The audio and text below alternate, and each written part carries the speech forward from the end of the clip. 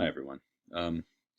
Truly one of the defining moments in South African history, especially from a kind of international perspective, was the South African War between 1899 and 1902. This is also called the Boer War, or I believe the Afrikaners call it the Second War of Afrikaner Independence, or something like that.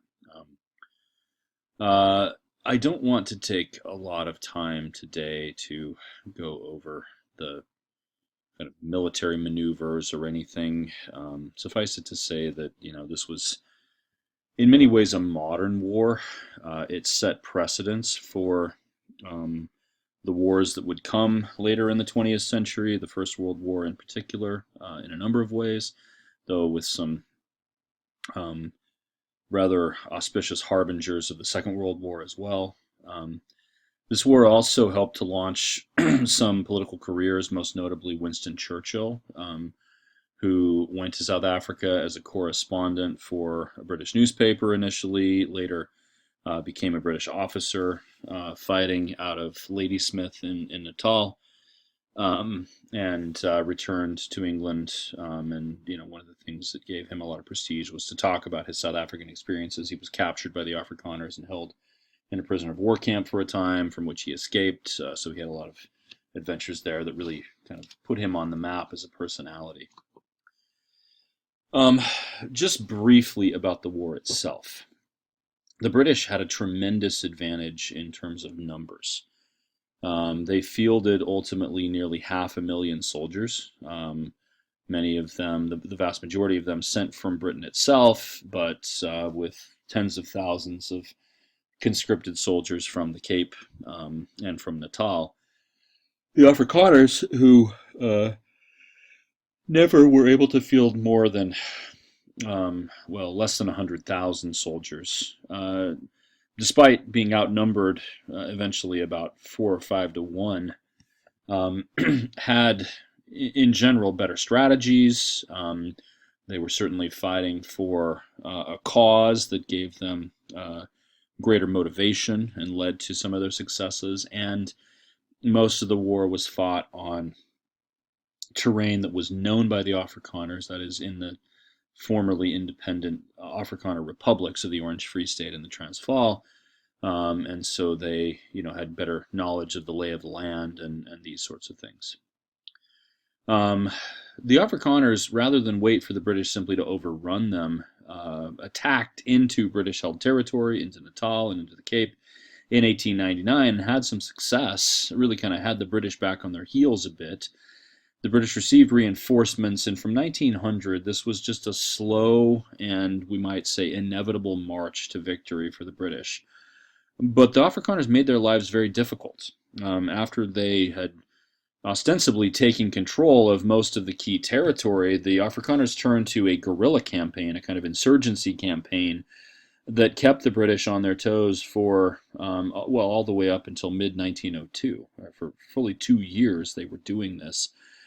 The British resorted to extreme measures, to a scorched earth policy, where they did things like burn the fields of the Afrikaners and take the war to the civilians. They didn't necessarily attack civilian positions, but when they would take over towns, Afrikaner towns and villages, they ended up placing tens of thousands, maybe hundreds of thousands of these Afrikaner women and children and elderly in internment camps. The British actually called them concentration camps. And upwards of about 30,000 people died in those internment camps of things like cholera and dysentery. And this would forever go down in Afrikaner lore as the great sacrifice, as their moment when, the British did horrible things to them, committed war crimes against their people. This experience served to cement the Afrikaner identity more than almost anything. And it remained present in their minds, really, all the way up to the present, in the Afrikaner imagination.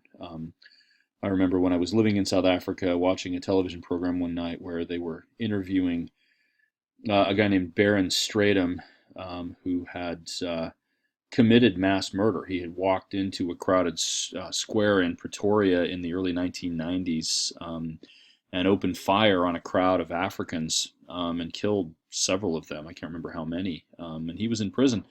The reporter did an interview with him and asked him, why did you do this? And his first response was, well, the British put our women and children in these concentration camps, and thousands of them died. And we are a people, and we need to preserve our peoplehood. Now, how that then led in his thinking to, I need to go and kill a bunch of black Africans, I suppose is a sort of strange and twisted road to take. But in his mind, the threat was the Afrikaners were going to be subjected to the same kind of treatment that they were during the South African War. And so he needed to prevent that from happening by killing the people who were likely to do that to him. Okay, so I mean, this is not to say that all Afrikaners obviously are like Baron Stratum, but this sort of thinking could lead some to adopt radical conclusions. Anyway, the Afrikaners finally capitulated. These commandos carrying on this insurgency campaign finally capitulated in 1902, and surrendered unconditionally to the British. Now, what often gets lost in a description or discussion about the South African War is the experience of the Africans, and I addressed this to some extent in an earlier lecture. But let me make 2 points rather briefly. One, the Africans almost universally supported the British, believing that the British would give them better conditions to live under than the Afrikaners had. Right? The Afrikaners had made had been very clear, made no mistake about their policy toward the Africans, and that is that they should be enslaved or be put into conditions where they worked for the whites, and that was to be their lot, for all of eternity, right? The British had at least extended rather limited franchise to all people, including black Africans in the Cape, and seemed more friendly, right? And so Africans did, at least from time to time, carry on campaigns of sabotage against the Afrikaner cause. They, fought in whatever ways they could. Thousands of them went to work as laborers for the British Army as well, though they didn't necessarily see a lot of combat roles. They were, sorry for the yawn, they were involved in the British campaign in numerous ways. But despite that, many of them, even during the war itself, were rounded up and put into these concentration camps along with the Afrikaners. I guess the British just saw them as an obstacle and figured they needed to clear them off the land in order to occupy it and take control of it. Right. What becomes clear both during the war and especially in the aftermath is that neither the British nor the Afrikaners cared at all, one bit, about the rights or the political ideas, the political pretensions of the Africans. They saw them as a non-factor, right, in creating what they felt South Africa ought to become. The British, I'm sure, were happy to have African support in all of this, but when it came down to it, they did not consider the Africans one bit in making decisions about how to prosecute the war, or especially making decisions about what South Africa would look like after the war. The peace treaty was signed in Pretoria. It became known as the Peace of Vereniging, which is a town just south of Johannesburg, for reasons that I honestly don't know. I think that was where the initial surrender was made or something like that, but this was signed in Pretoria at the end of May 1902. And the British were now fully in charge of the Transvaal and the Orange Free State. And Alfred Milner saw this as an opportunity to take what amounted, in his mind at least, to autocratic control of the whole of South Africa. Now, he didn't intend for that to continue indefinitely, but Milner's plan went something like this. The British, and he specifically, would be fully in control of these former Afrikaner republics, and that he would open the floodgates of British immigration to those territories, that British people would be granted full franchise, and that they would swamp the Afrikaners demographically to the point where the Afrikaners were a non-factor in the politics of South Africa. Okay. That was his plan. And he figured that he would preside over that, and when that was put fully into effect, then he would step down, and only then would he feel that his job was complete. Okay, so that's the plan. Now, he had some blind spots. He wanted to eliminate really Afrikaner political ideas for the most part, but the things that mattered the most to the Afrikaners, Milner did not see as a major factor in his plans, and so he granted concessions. He granted that there would be a return to civil government in due course, though he felt that this would be dominated by British because, such a flood of settlers would make their way to the Transvaal and the Orange Free State that the Afrikaners wouldn't be part of that civil government, right? The things the Afrikaners cared about the most, apart from autonomy, were their language and the position of the Africans.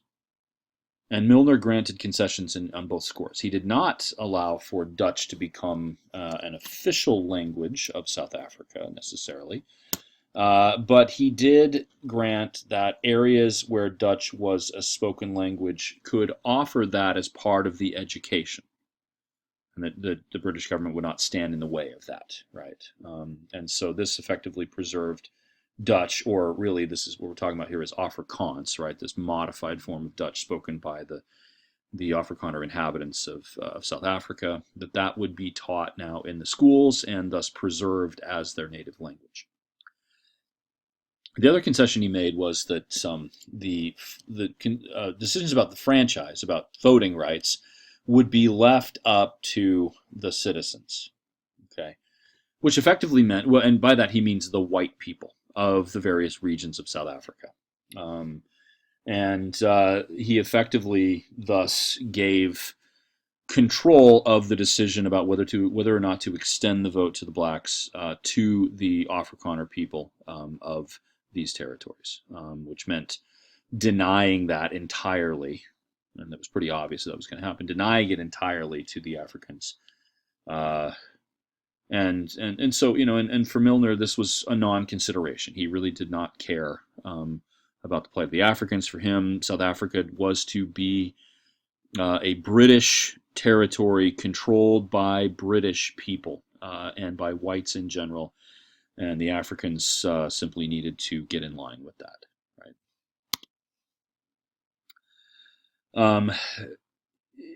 An extension of this lack of concern with the African plight was that Milner granted a great deal of autonomy to businesses like mines to do whatever they wanted.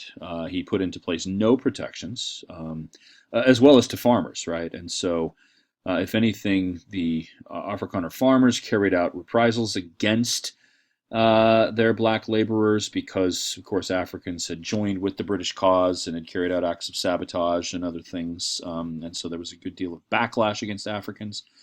And African wages and safety precautions and other things like this were cut in the mines by both Afrikaner and British mine operators. When black Africans decided to strike, when they walked away from this, well, a couple of things happened. The British Army tried to force them back into the mines, and this turned violent. Milner then decided to import tens of thousands of Chinese laborers to go to work in the mines. And this was a controversial policy. Not only did black Africans were not in favor of this, but the Afrikaners really hated this as well. And there were many Liberal Party British opponents to this plan, right? So this is one of the most unpopular things that Milner did in the aftermath of the war. Demographics were against Milner and led to the failure of his plans to ever go into operation. Whilst British settlement did increase in numbers in the Transvaal and the Free State and the Cape and Natal, for that matter, during Milner's term as the autocratic presider over South Africa, there were never a sufficient number of them to overcome the demographic advantage that the Afrikaners had among the white population. By the time Milner left South Africa in 1905, the Afrikaners were still the significant majority of all of the whites in the whole of South Africa. And the British were divided in their opinions about what to do about South Africa, and I'll get more into that, while the Afrikaners were able to maintain a fierce unity among them. Now, I mean, this is not to say that, the Afrikaners were absolutely monolithic. There were differences of opinion, but the Afrikaners, for the most part, came to cohere around a political party called Het Volk, which simply means the people. And the one who took the leadership of Het Volk was a fellow named Louis Botha. This is him right here. This is actually some years after this. This is like 1917, I believe. And he was, part of an alliance with a fellow we've talked about already. This is Jan Christian Smuts. And so these two assumed leadership of Het Volk, and the Afrikaners lined up behind them, right? So a great deal of Afrikaner unity, whereas the British were in some amount of disarray, right? Due to investigative reporting, which is an interesting theme, by the way, in British history in this period. This is the same time when British muckraking journalists were able to uncover abuses by King Leopold's regime in the Congo, another part of Africa that was in the British news at this point. But the stories about the British concentration camps during the war, the deaths of tens of thousands of these Afrikaner women and children and elderly people, and other abuses as they perceived it, came to light in Britain and really split public opinion, such that on the question of South Africa, the British really were factionalized, right? Even within political parties. For the most part, the Conservatives were still strict imperialists, but the Liberal Party, under the leadership of Sir Henry Campbell Bannerman, won a huge victory in January 1906. They had a parliamentary majority that was really significant. They had, I think, 84 seats more than any other party or something like that. And the Liberal Party itself was divided. There were some members of the Liberal Party who were imperialists, but others who had been during the war pro-Boer and opposed to the war. And Campbell Bannerman was a kind of middle. He was part of a middle group who were able to shore up the Liberal Party to the extent that they won these elections. But the anti-imperialist sentiment among the Liberals was sufficient enough that it really did divide British opinion. Campbell Bannerman's government granted a lot of concessions to Afrikaners. They tried a policy of appeasement, whereas Milner had been, all about autocracy. So in the elections to the new South African Parliament that were held in 1907-08, the British government felt that, let me preface this by saying that one of the things that they put into place was something that they kind of forced through the Afrikaners, was the policy that franchise would be confined to white men. The Afrikaners argued that it ought to be extended to women, not because they held, liberal opinions about that necessarily, but because this would have given them a really big demographic advantage.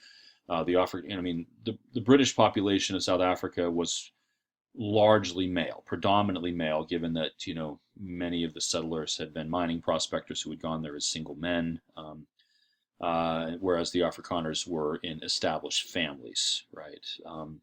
And so the British felt that this was a victory that the British population would, vote in a bloc. But the British vote was split between a couple of different parties. There was a progressive party in the Transvaal, for instance, and that was the one the British government was most behind. But many British uh, voters in the Transvaal voted for. And by the way, this election was not, I guess, the entire South African Parliament. This is just the legislature in the Transvaal in 1907-08 that we're talking about for a second here. There was another party called the Transvaal National Association, which was largely English speaking, but that split the British vote. So, and the Afrikaners, on the other hand, won elections in the Transvaal legislature with a large majority. All of the Afrikaners voted for Het Volk, and so they held 37 out of 69 positions in that parliament. In the other legislatures, in the Orange River Colony, which is formerly the Orange Free State, Het Volk won a large majority there as well, or the equivalent, the Afrikaner equivalent. And even in the Cape Colony, the South African Party, which was allied with the Afrikaners and did this with the support of the Afrikaner Bond, that organization created in the Cape by Jan Hofmeyr, the South African Party, rather than the more progressive, more imperialist-minded party among the British, won a majority in the Cape Parliament. The only place where a pro-imperial party won a majority of seats in these provincial legislatures in 1907-08 was in Natal. Okay, so the Afrikaners really sort of re-achieved their autonomy as a result of these elections. The plan, though, was for union. Okay, and so once these legislatures were elected, all of them were hard at work on a constitution for South Africa that would unify these four entities. And Botha and Smuts, the leaders of the Transvaal, the Het Volk leaders, were the ones who really kind of seized the moment and forced more concessions from the British, though partly because Smuts especially was, I mean, he had been educated at Cambridge University. He knew the British. He was friends with many British people. And so he was able to, he was really the key catalyst in producing a unified constitution. What did the Constitution guarantee? Well, first of all, a sovereignty of Parliament. That is, that just as in Britain, Parliament would be the law of the land, right? That there would not be anything equivalent to a monarch, that the head of state, the prime minister, would be beholden to Parliament, and just as in the British system, the executive came from the lower house of Parliament and was effectively the leader of the majority party there, or at least a coalition of parties, right? There was an upper house called the Senate. The lower house is called the House of Assembly. The Senate was indirectly elected, but had less power than the directly elected lower house. And one really important provision in the Constitution was that laws, including constitutional amendments, would be passed by a simple majority of Parliament. This is how, eventually during the segregation period, which we'll cover next week, things like the Native Reserve Act and laws against intermarriage or sexual relations between races, these sort of segregating laws ended up being passed, right? Because the Afrikaners always had a unified camp there, and there was at least enough support from the British members of the South African Parliament that they could get these racist laws enacted with a simple majority. The franchise would be left up to each individual province. And this did preserve the colonial franchise law in the Cape, for instance, where black people still were able to vote there. But it also preserved the very strictly segregated, or rather the absolute denial of franchise to any non-white in the Transvaal or in the Orange River Colony, and in Natal for that matter. This is a fateful one. The divisions of the electorate would happen not on the basis of equally divided population precincts, but rather at regular geographic intervals. This meant, and this is actually the case in the United States as well, okay? This meant that places that had a larger population would have essentially an equal representation in Parliament with places that had more rural areas that had a lower population. Okay, and so this is the case in the United States. Let me use that as an analogy here. The state of Wyoming has a larger representation than any other state in this country because they have 2 senators, and each state elects 2 senators. Wyoming has a population of less than 1 million. I don't know what it is, somewhere between 500,000 and 1 million, I think. Whereas, California, which has a population of 40 million, something like that, I can't remember what it is exactly, has exactly the same representation. Now they do have, of course, more members of the House of Representatives, even though Wyoming only has 1.